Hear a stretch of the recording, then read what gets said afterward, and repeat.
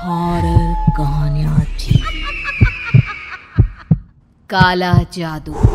अपने बेटे रिशु के माथे से टपकते हुए पसीने को देखकर सविता की हालत खराब हो गई। ऐसा आज पहली बार नहीं हुआ जब रिशु नींद से घबराकर जागा है। हाय मेरा बच्चा, न जाने किसकी नजर लग गई है तुझे। जब से मेरे बच्चे ने 10वीं के एग्जाम में स्कूल टॉप किया है तब से रोज बुरे बुरे सपने आने लगे हैं। हाँ माँ, मैंने आज फिर से एक काले साए को देखा। वो यहीं मेरी आंखों के सामने खड़ा था। माँ मुझे बचा लो माँ। वो मुझसे कह रहा था कि मुझसे बदला लेगा। माँ कहीं ये प्रशांत। चुप कर, कैसी बात कर रहा है? दोबारा उसका नाम मत लेना। तुझे पता है ना, उस प्रशांत ने आत्महत्या कर ली, तो बार बार उसका नाम मत लिया कर। मम्मी, क्या सच में प्रशांत ने आत्महत्या की थी? चुप कर, बहुत सवाल पूछता है आजकल। और फिर रात के वक्त सविता के पूरे घर में एक अजीब सा काला धुआं छाने लगा। गहरी नींद में सोई सविता की जैसे ही आंख खुली उसका दम घुटने लगा। वो दौड़कर रिशु के रूम की तरफ गई जहां उसके दरवाजे पर घूमती एक काली परछाई देख वो बुरी तरह से घबरा गई। कौन है वहाँ? कौन है? सामने आओ। ये मैं हूँ, तुम्हारी काली करतूत।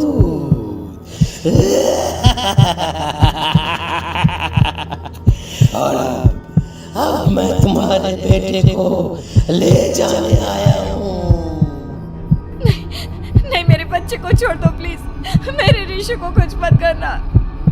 वो परछाई रिशु के कमरे में घुस जाती है। सविता भी उसके पीछे पीछे दौड़ कर जाती है और देखती है कि अब वो साया साफ नजर आ रहा था। वो सर से पैर तक खून में सना हुआ था और उसके शरीर के सारे अंग कटे फटे हैं। क्या चाहिए तुम्हें? तुम जो बोलोगे मैं करूंगी, लेकिन मेरे रिशु को छोड़ दो।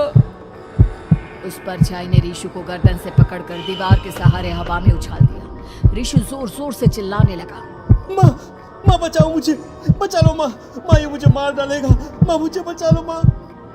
नहीं ऐसा मत करो, मुझे मार दो लेकिन मेरे बच्चे को छोड़ दो। मैं तुम्हारे आगे हाथ जोड़ती हूँ। वो परछाई रिशु को जमीन पर गिरा देती है और अचानक वहां से गायब हो जाती है। रिशु, मेरा बच्चा, तू ठीक तो है ना? कुछ बोल बेटा, क्या हुआ है तुझे? मैं ठीक हूँ माँ। क्या हुआ था यहाँ पर? कुछ नहीं बेटा, कुछ नहीं। तू परेशान मत हो। हम कल ही गांव के बाहर जो तांत्रिक महाराज रहते हैं उनके पास चलेंगे। ठीक है माँ, हम जल्द ही उनके पास चलेंगे। मुझे बहुत डर लग रहा है माँ। ये बार बार मुझे डरावने सपने आना, ये सब हमारे साथ क्यों हो रहा है माँ? अगले दिन सविता अपने बेटे रिशु को लेकर गांव के बाहर तांत्रिक के पास जाती है। जिस जगह पर तांत्रिक रहा करता था वो जगह बहुत डरावनी थी। चारों तरफ कंकाल और खूब मूर्तियां नजर आ रही थी। गांव से दूर वीराने में उस जगह पर जोर से आंधी चल रही थी। रिशु ने डर कर अपनी माँ का हाथ पकड़ लिया। माँ मुझे बहुत डर लग रहा है। ये कैसी जगह है? देख बेटा, हमारे साथ जो कुछ भी हो रहा है उसका इलाज सिर्फ और सिर्फ ये तांत्रिक महाराज ही बता सकते हैं। अब यही है जो हमें प्रॉब्लम से बाहर निकाल सकते हैं। जैसे ही सविता और रिशु तांत्रिक की झोपड़ी के अंदर पहुंचे, वहां का नजारा देखकर उनकी आंखें फटी की फटी रह गई। तांत्रिक की झोपड़ी के अंदर कई सारे लोग अपनी गर्दन घुमा घुमा कर जोर जोर से चीख रहे थे। कौन हो तुम और यहाँ क्यों आई हो? महाराज, मेरे बेटे को कुछ दिनों से एक डरावनी काली परछाई नजर आती है और कल रात उसने मेरे बेटे पर हमला भी कर दिया।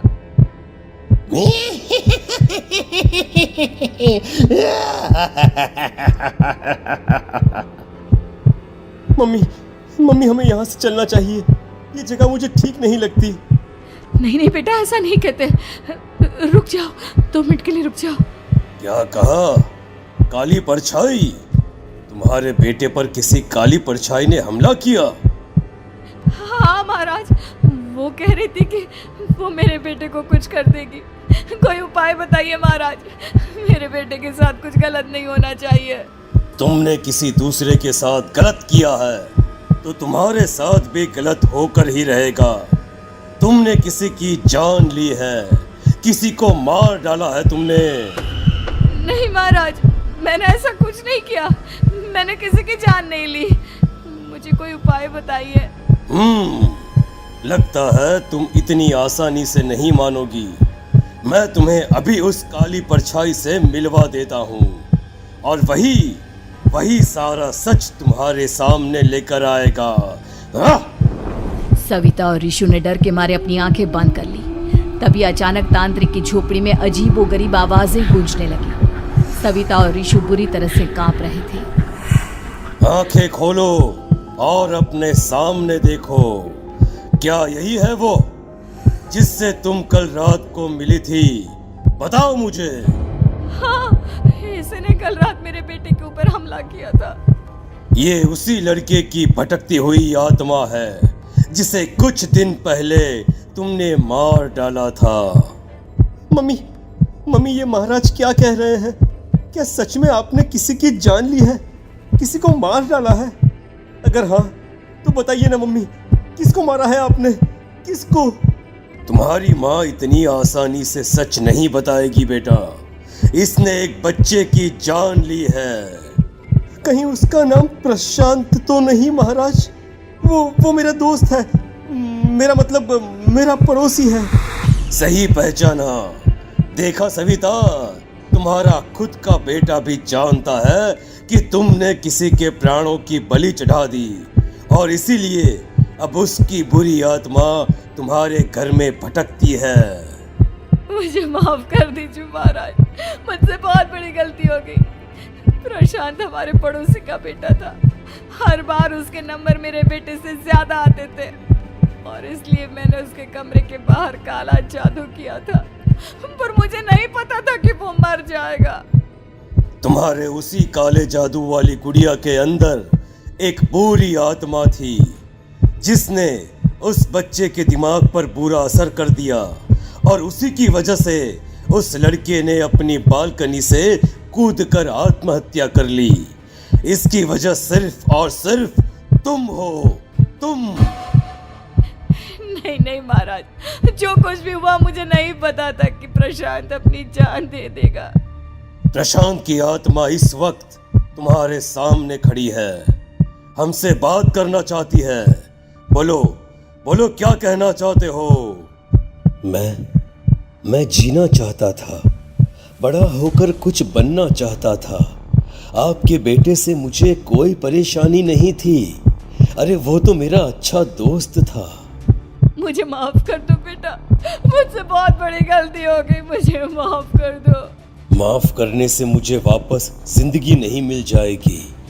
मेरे माँ बाप आज भी मेरे लिए रोते हैं। आपने मेरे साथ बहुत गलत किया है, बहुत गलत। और तभी अचानक प्रशांत की आत्मा वहां से गायब हो जाती है। सविता जोर जोर से रोने लगती है। सुन लिया तुमने? ये तुम्हारे अपने ही किए हुए पाप हैं जो इस तरह से तुम्हारे सामने आ रहे हैं। माँ, ये आपने अच्छा नहीं किया।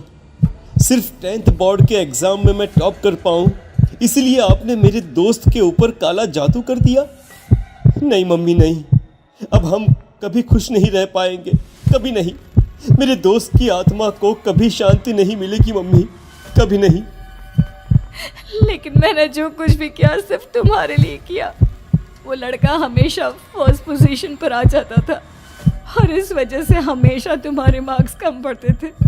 मैंने तो सिर्फ उस पर एक छोटा सा काला जादू किया था बेटा। मुझे क्या पता था कि उसका ये नतीजा निकलेगा। जिस गुड़िया को तुमने उस लड़के के कमरे के दरवाजे पर लगाया था, दरअसल उसके अंदर एक बुरी आत्मा का प्रवेश हो गया था, जैसा कि अक्सर काला जादू करते समय हो जाता है। मुझे अपनी गलती का एहसास हो गया है। मैं प्रायश्चित करना चाहती हूँ। आप बताइए मैं क्या करूँ? प्रशांत के घर जाकर उस काली गुड़िया को वहां से निकालकर यहाँ लेकर आओ। मैं उसे आग में जलाकर राख कर दूंगा और उसके बाद प्रशांत की आत्मा को हमेशा के लिए मुक्ति मिल जाएगी। अगली रात सविता चुपचाप अपने पड़ोसी प्रशांत के घर जाती है। प्रशांत के माँ बाप प्रशांत की मौत के बाद उस घर को छोड़कर हमेशा के लिए वहां से चले गए थे। जैसे ही सविता उस घर के अंदर कदम रखती है, उसका सामना अजीबोगरीब हैवानियत से भरी आवाज़ों से होने लगता है। ऐसा लग रहा था जैसे कोई बुरी तरह से चीख रहा हो। सविता जैसे ही प्रशांत के कमरे के बाहर पहुंचती है, वहां पर लटकी हुई गुड़िया के शरीर से खून टपकने लगता है। ये क्या हो रहा है? इस गुड़िया के शरीर से खून क्यों टपक रहा है? सविता हिम्मत करते हुए उस गुड़िया को वहां से उतारने की कोशिश करती है, लेकिन तभी अचानक से बहुत भयानक दिखने वाली औरत उसकी आंखों के सामने आकर खड़ी हो जाती है। मैं यहाँ से कहीं नहीं जाऊंगी, और अगर तूने मुझे यहाँ से हटाने की कोशिश की तो मार डालूंगी मैं तुझे। नहीं, मुझे तुम्हें यहाँ से ले जाना ही होगा, नहीं तो मेरा बेटा, उसकी जान को खतरा है। मैं तुम्हें नहीं छोड़ सकती। अगर तुम्हारे अंदर हिम्मत है तो मुझे इस घर से बाहर ले जाकर दिखाओ। और ऐसा कहकर वो औरत सविता के ऊपर हमला कर देती है और उसे हवा में उछाल उछाल कर जमीन पर पटकती है। लेकिन तभी अचानक मौका देखकर सविता अपने हाथ में ली हुई सुई उसके हाथ में चुभो देती है। हाथ में सुई लगते ही वो औरत जमीन पर तड़पने लगती है। ये क्या किया तूने? ये क्या कर दिया? तुझे ऐसा नहीं करना चाहिए था।